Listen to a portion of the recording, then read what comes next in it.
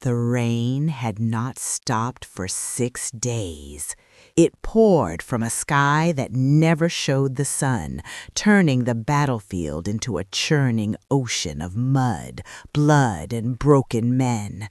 Shellfire boomed endlessly in the distance, shaking the earth so hard the trench walls wept wet soil.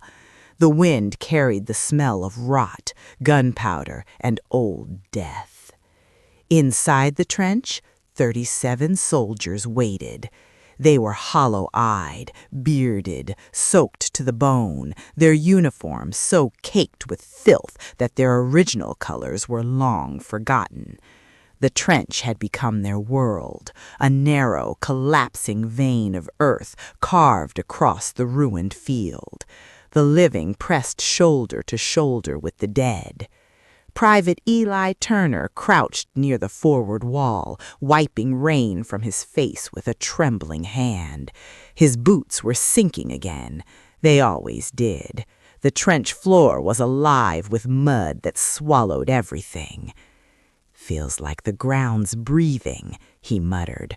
Sergeant Harlan, kneeling nearby with a cigarette he couldn't light, grunted, "Stop imagining things, kid." But Turner wasn't imagining it.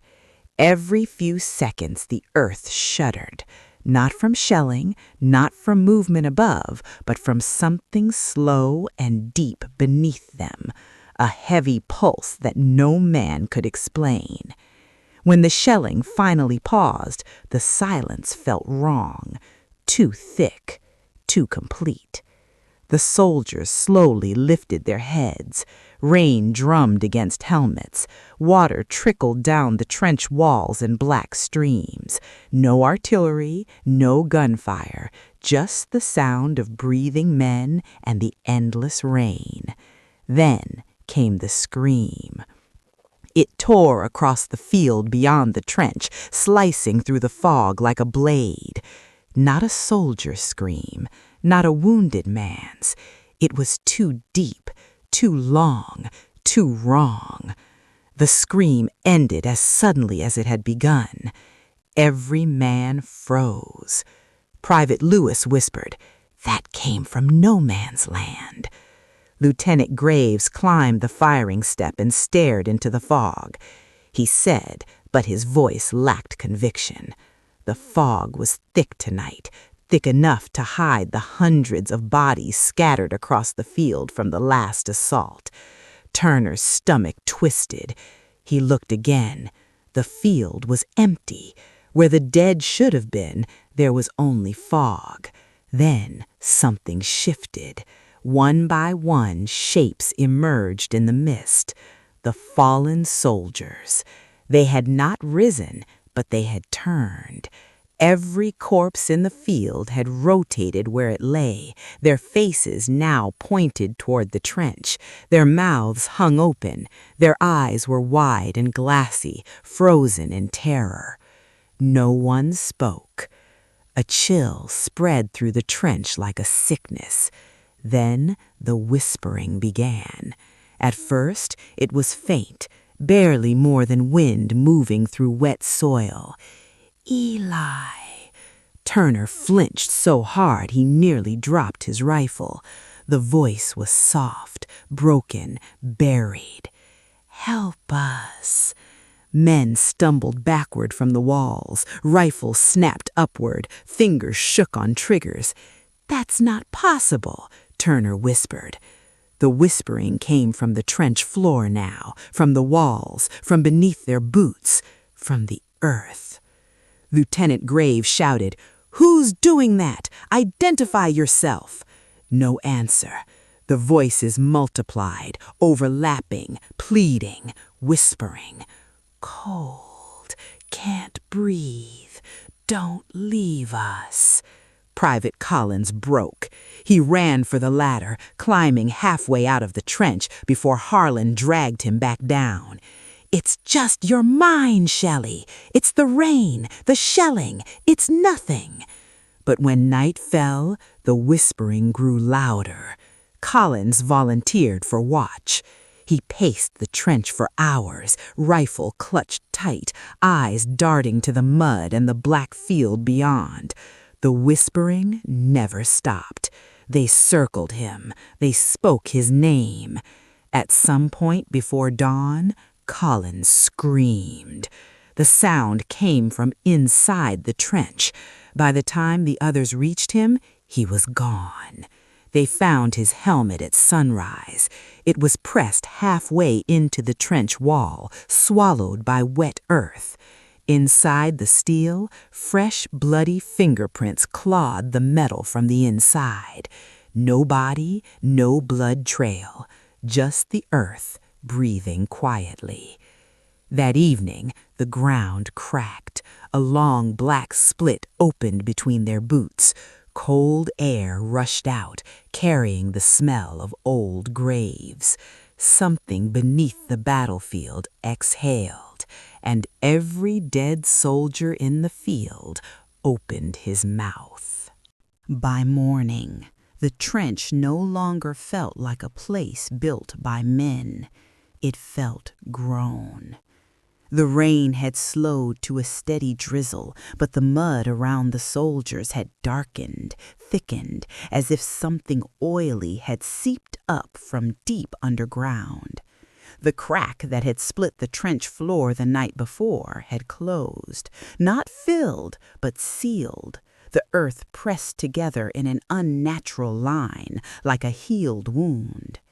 Private Turner stared at it while cleaning his rifle. "Anyone else notice the trench is smaller?" he whispered. No one answered. They all noticed.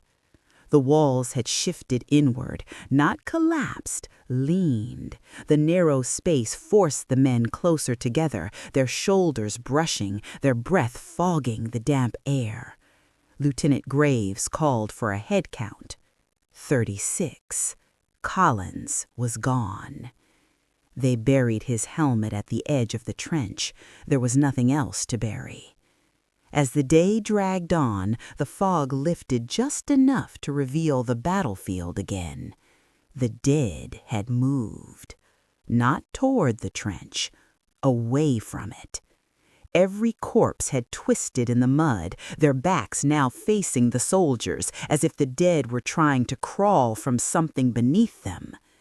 By afternoon, the whispering returned, louder, clearer. The voices no longer begged, they called. "Turner! Harlan! Come down!" Private Lewis dropped his rifle. "It's under us," he whispered. "It's not in the field, it's in the trench." A sudden vibration rippled through the ground, slow and heavy. The soldiers felt it in their bones. The trench walls shivered, mud trickled down like black rain. That night, the fog came back thicker than ever. They set double watch. Private Lewis and Corporal Mason took the first shift. An hour later, Mason was alone. Lewis's rifle lay in the mud, still warm. No footprints, no blood. The ground beneath where Lewis had stood was soft, as if freshly turned. Panic spread. The whispering grew excited. "Two! Two!" By midnight, the trench was alive. The walls pulsed faintly, shapes pressed from inside the mud, forming the vague outline of hands and faces before melting back into the earth. Men screamed when fingers brushed their boots from below. A captured enemy soldier, wounded and half-mad, began laughing. You hear it now. The ground eats soldiers. It has always eaten soldiers. They demanded he explain. He told them of old stories, of battles fought on cursed land, of armies that vanished, of trenches that never emptied because the earth would not release the dead. Before dawn, another man vanished, then another. The trench had begun feeding. At sunrise, Lieutenant Graves ordered a retreat. The radio screamed static. The maps no longer showed the trench. Where their position had been marked, there was only empty field. They were no longer on the map. By dusk, the ground split open again, wider than before, and the darkness beneath it moved. The trench could no longer contain the darkness beneath it. By the time the sun disappeared behind the smoke, the crack in the earth had widened into a gaping wound. The ground had split from wall to wall, its edges pulsing and crumbling, exhaling a slow, freezing breath that smelled of rot, rust, and old bones. The soldiers stood around the opening, staring down. It was not a tunnel. It was not a cave. It was a throat. Blackness dropped away beneath them, swallowing the weak lantern light, swallowing sound. No echo returned when stones were thrown inside. The darkness consumed everything. Turner clutched his rifle. "It's alive," he whispered. Lieutenant Graves swallowed. He looked at the remaining men, fewer than 20 now. Their faces were hollow, eyes sunken, hands trembling. They had no command anymore, no map, no sky that cared. "We go down," Graves said. "We bring our men back." The earth seemed to listen. As the first soldier lowered himself into the opening, the walls of the trench shuddered, mud slid inward as if the ground were tightening its grip. They descended one by one.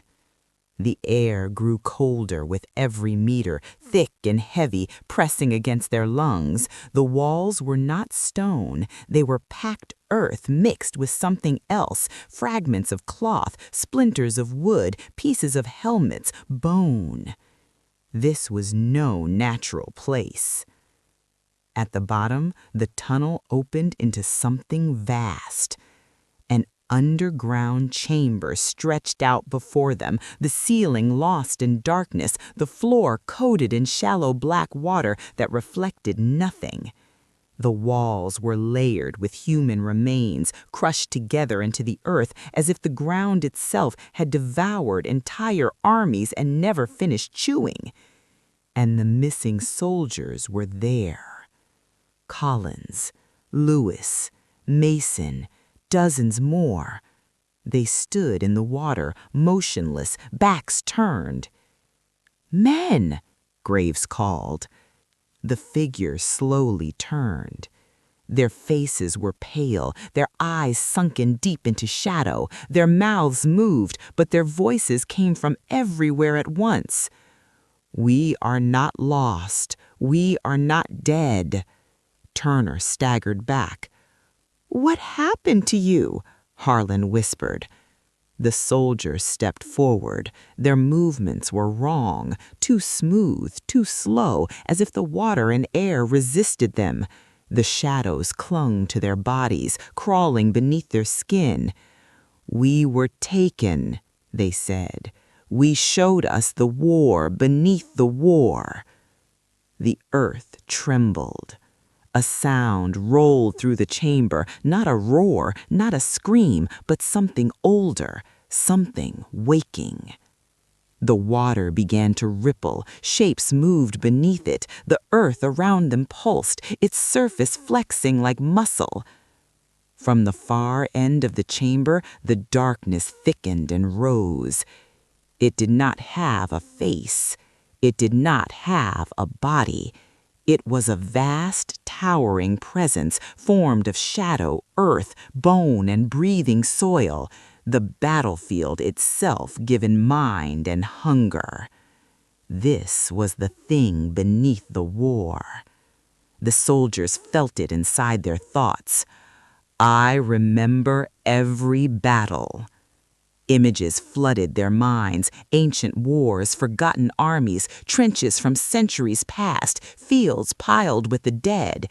Every conflict had fed it, every scream had strengthened it.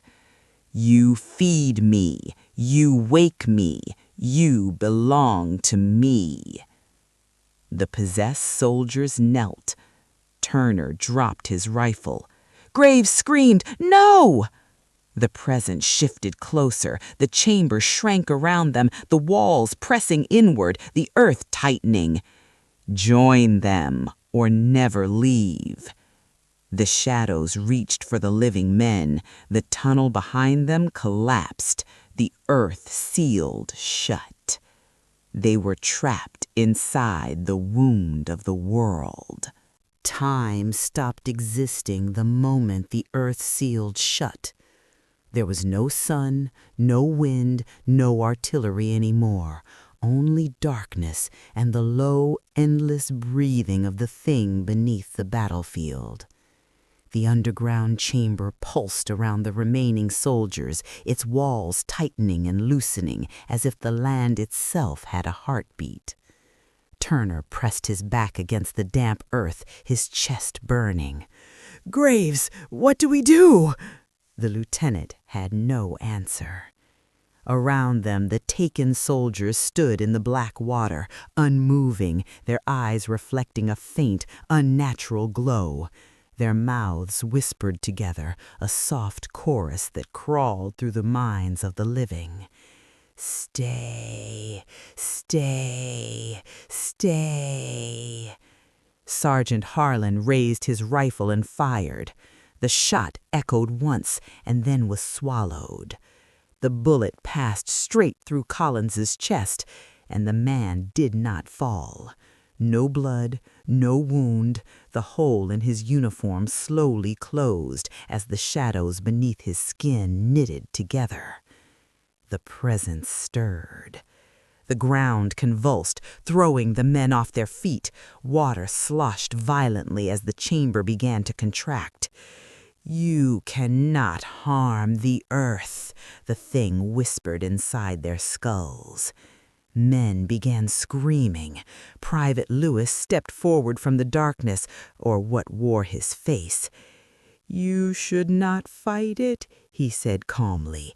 "It will take you gently if you stop." Turner lunged at him, grabbing his collar. "Where did it come from? What are you?" Lewis smiled. "It was here before the first army ever marched, before the first sword ever struck bone. War wakes it, fear feeds it. It does not kill us, it keeps us." The chamber trembled again. The ceiling shed clumps of soil and bone. The tunnel behind them remained sealed, smooth, seamless, unbreakable. One by one, the remaining soldiers broke. Some fell to their knees and let the shadows take them. Others ran blindly into the darkness, screaming until the ground swallowed their voices. Turner ran. He did not know where. He only knew that the darkness behind him was closing and the breathing beneath his feet was getting louder. He slipped, fell, crawled through black water and mud, scraping his hands bloody against rock and bone. He reached a narrow rift in the chamber wall, a crack barely wide enough for a body. He forced himself through. The passage twisted upward. The air grew thinner. His lungs screamed. The whispers followed him, sliding through the stone. "Come back, come back." Then he broke through. Turner collapsed into moonlight. The battlefield lay silent. No trench, no soldiers, no sound of war. Only open field, torn earth, and endless fog. He staggered forward, shouting for help. Days later, a recovery unit found him wandering the fields alone. They recorded his story. They marked the area. They searched for the missing men. They found nothing. The maps showed no trench, no battle, no record of the company that had been stationed there. The land was declared cursed. Years passed. Farmers refused to plow the soil. Crops failed. Animals went mad. The ground sometimes whispered when the wind died. Turner never slept again. Every night he heard them calling. Decades later, when Turner finally died, they buried him far from the field. But on certain nights, if the wind is right, the earth still breathes, and somewhere deep beneath the battlefield, the war continues. The war ended. The trench did not.